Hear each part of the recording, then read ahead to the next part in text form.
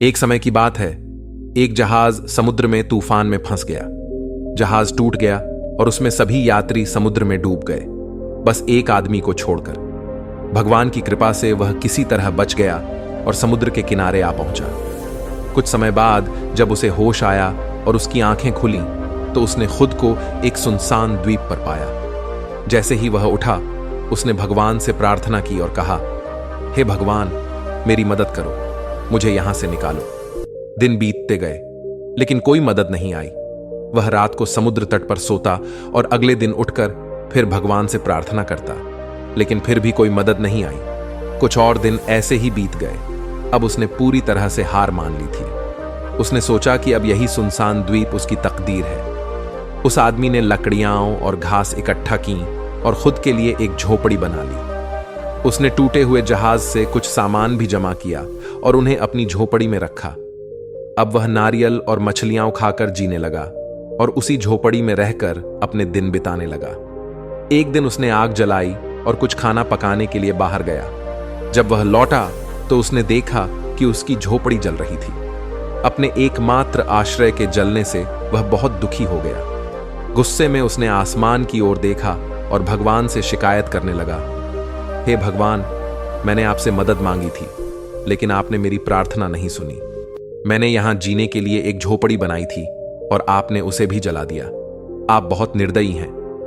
वह बहुत निराश हो गया और रात तक भगवान से शिकायत करता रहा। फिर थककर वह समुद्र तट पर सो गया। सुबह उसे एक तेज आवाज से नींद खुली। जब उसने आंखें खोली तो उसने देखा कि एक जहाज किनारे पर आया है। उसे अपनी आंखों पर यकीन नहीं हुआ। आखिरकार उसकी मदद आ गई थी।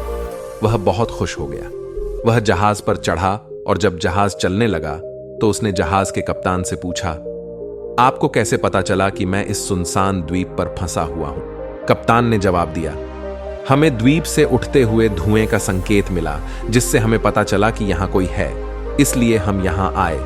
आदमी ने कहा, लेकिन मैंने कोई धुआं नहीं भेजा था।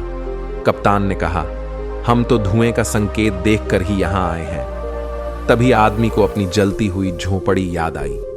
उसने समझा कि जिस धुएं की बात कप्तान कर रहे थे वो उसकी जलती हुई झोपड़ी का धुआं था।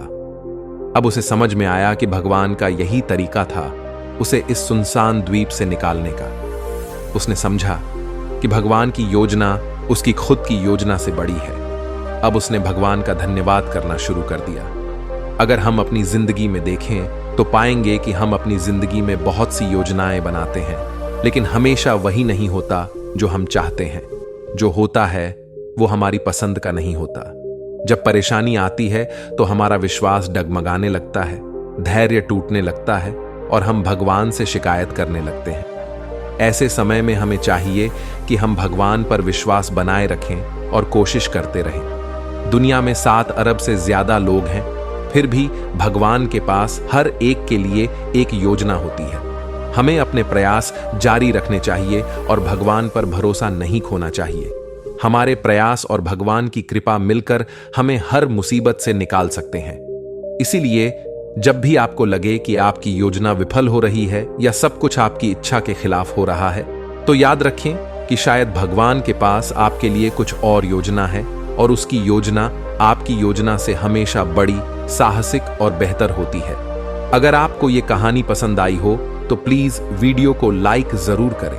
आपका एक लाइक और कमेंट हमें आगे बढ़ने में मदद करेगा और हम आपके लिए और भी बेहतरीन कंटेंट ला पाएंगे।